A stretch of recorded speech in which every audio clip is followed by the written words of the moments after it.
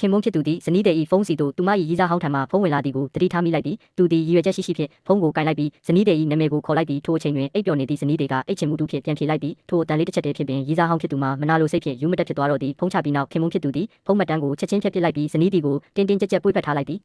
နောက်တစ်နေ့တွင်ဇနီးတဲ့ကိုအလုံးမှသွားကြိုသောအခါသူမ၏ရီးစားဟောင်းမှာတကားပတ်ဝါ၌စောင့်နေသည်ကိုတွေ့လိုက်ရသည့်ဇနီးတဲ့ကသူ့စီသို့ရှောက်သွားတော်မူအပြုတွင်ခင်မုန်းဖြစ်သူကသူမကိုချက်ချင်းဆွဲဖက်လိုက်ပြီးလက်ကိုတွဲကရီးစားဟောင်း၏ဘေးမှနေ၍ရည်ရွယ်ချက်ရှိရှောက်ကျော်သွားခဲ့သည်ရီးစားဟောင်းကသူတို့ကိုလှမ်းခေါ်ပြီးဇနီးတဲ့နှင့်စကားပြောလိုကြောင်းပြောသည်ခဏတာတိတ်ဆိတ်သွားပြီးနောက်ဇနီးတဲ့ကသူ့ကိုပြက်ပြက်တသားပင်ညှင်းပယ်လိုက်သည်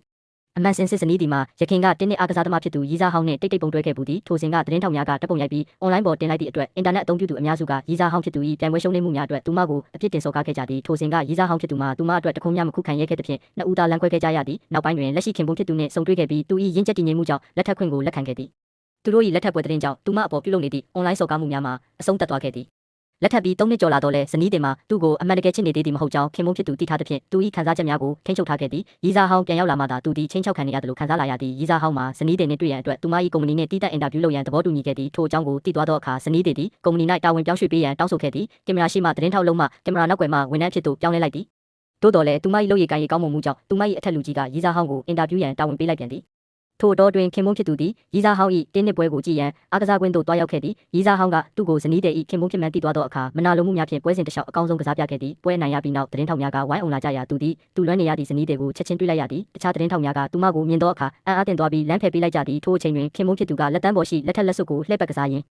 ဇနီးတဲ့ကိုရီးစားဟောင်းနှင့်လုံးဝအဆက်အသွယ်မလုပ်စေချင်ကြောင်းတွေးနေမိသည်ကံကောင်းစွာဖြင့်အင်တာဗျူးမှာအဆင်ပြေသွားပြီးဇနီးသည်လည်းအင်တာဗျူးပြီးသည်နှင့်ချက်ချင်းပြန်သွားခဲ့သည်သို့တော်လည်းသူမအကြောင်းအွန်လိုင်း၌စော်ကားပြောဆိုမှုများပြန်လည်ထွက်ပေါ်လာပြန်သည်ခင်မုန်းဖြစ်သူသည်ချက်ချင်းပင်လက်ထောက်ကိုခေါ်၍အွန်လိုင်းမှာစော်ကားတိုက်ခိုက်မှုများကိုအထောက်ထားကောက်ခိုင်းပြီးဥပဒေအရအရေးယူရန်ဆုံးဖြတ်လိုက်သည်အွန်လိုင်းမှာအနောက်ရှက်များမှလွတ်မြောက်စေရန်ဇနီးသည်ကုမ္ပဏီ၌ရုံးပိတ်ရက်ရှည်တောင်းဆိုလိုက်သည်သူမသည်ခင်မုန်းဖြစ်သူကိုပြားရည်စမ်းခီးထွက်ရန်ဖိတ်ခေါ်ပြီးသူလည်းသဘောတူခဲ့သည်သို့တော်ခီးစဉ်တရက်တာကုန်ဆုံးရသေးချိန်တွင်သူမ၏အရင်နှီးဆုံးတငယ်ချင်းမှအစိုးရပရိသတ်များ၏ရေနွေးပူလောင်ချခြင်းခံလိုက်ရကြောင်းသတင်းကိုမြင်လိုက်ရသည်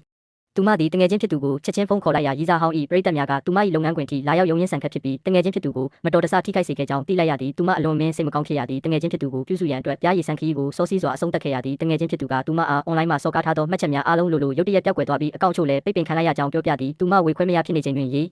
စားဟောင်းဖြစ်သူကဆေးရုံသို့ရောက်လာတော့သည်